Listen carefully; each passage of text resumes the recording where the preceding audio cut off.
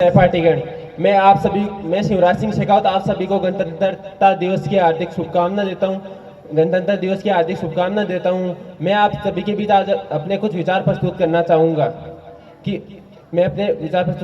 कि मैं इस चांदनी मिट्टी का ही गुणगान करता हूँ। मैं इस चांदनी मिट्टी का ही गुणगान करता हूँ। मुझे चिंता नहीं स्वर्ग जाकर मोक्ष पाने की, मुझे चिंता नहीं स्वर्ग जाकर मोक्ष पाने की, बस तिरंगा व कफन मेरा, मैं यही अरमान रखता हूँ कि देशभक्ति और राष्ट्र निर्माण है क्या, देशभक्ति और राष्ट्र निर्माण है क्या।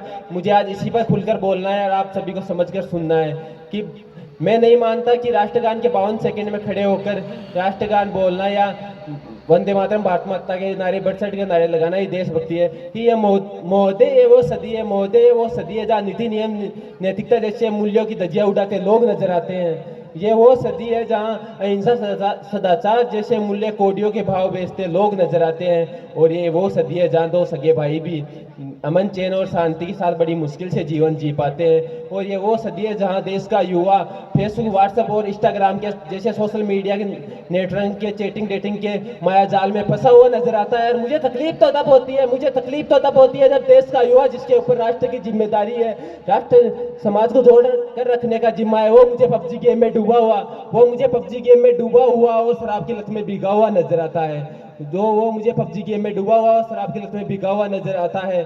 और मैं उन युवाओं से कहना चाहूंगा कि हे मौन निंद्रा में सोने वाले युवाओं, हे मौन निंद्रा में सोने वाले लोगों, अब भी वक्त है, तुम जाग जाओ। कहीं तुम्हारी ये निंद्रा इस देश को ही ना ले डूबे, तुम्हारी ये निंद्रा इस देश को ही ना ले डूबे। अजी इस मुल्क को खतरा न हिंदुओं से है न मुसलमानों से, अजी इस मुल्क को खतरा न हिंदुओं से है न मुसलमानों से, इस मुल्क को खतरा है तो बेईमानों से, गद्दारों से और उन लोगों से है जो भारत में रहकर कहते हैं कि भारत तेरे टुकड़े होंगे, भारत माता की गोद में पलकर पूछते हैं कि भारत माता कौन है। उन लोगों से मैं कहना चाहूंगा कि ये वंदन की भूमि है या अभिनंदन की भूमि है, तर्पण की भूमि है या अर्पण की भूमि है। इसकी नदी हमारे लिए गंगा और इसका कंकर हमारे लिए शंकर है। हम जिएंगे तो इस वतन के लिए और मरेंगे तो इस वतन के लिए। हम मरने के बाद भी हमारी अस्थियां जब गंगा में भाई जाएगी तब भी कोई कान लगाकर सुनेगा, तब भी उन्हें भारत माता की जय ही सुनाई देगी। कि मैं देश के द्रोहियों को कहना चाहूंगा कि ये हवा में जहर घोलने वालों, हवाएं हमारे इशारों से बदलती है। तुम क्या तस्वीर बदलोगे मेरे हिंदुस्तान की, मेरे हिंदुस्तान की। शहरों के दिलों में माँ भारती बसती है। कि इस देश में दो काम ऐसे हैं जो कोई भी पैसों के लिए नहीं करता। एक तो कोई भी शिक्षक पैसों के लिए नहीं बनता और एक कोई सिपाही पैसों के लिए नहीं बनता।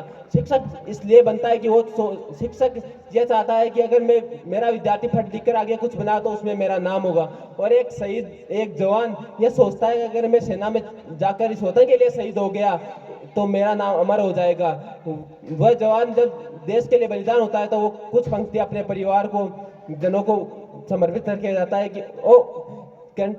कि वो सरसों से भरे खलियान मेरे जा में वापस लौट के आ न सका, वो आबाद रहे मेरा गांव जे मैं वापस जा ना सका। ओ वतनावे तेरा मेरा प्यार निराला था, कुर्बान हुआ तेरी हस्मत पर मैं कितना नसीबों वाला था।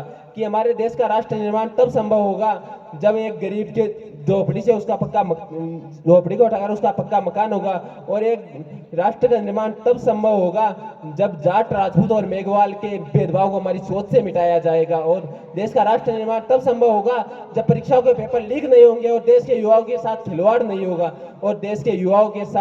खिलवाड़ नहीं होगा। अंत में ये कुछ पंक्तियां कहकर अपनी बात समाप्त करना चाहूंगा कि जमाने बरसे मिलते हैं आशिक कहीं, लेकिन वतन से खूबसूरत सनम नहीं होता। सोने में सिमट कर नोटों में लिपट कर मरे कहीं, लेकिन तिरंगे से खूबसूरत कफन नहीं होता। जय हिंद, जय भारत।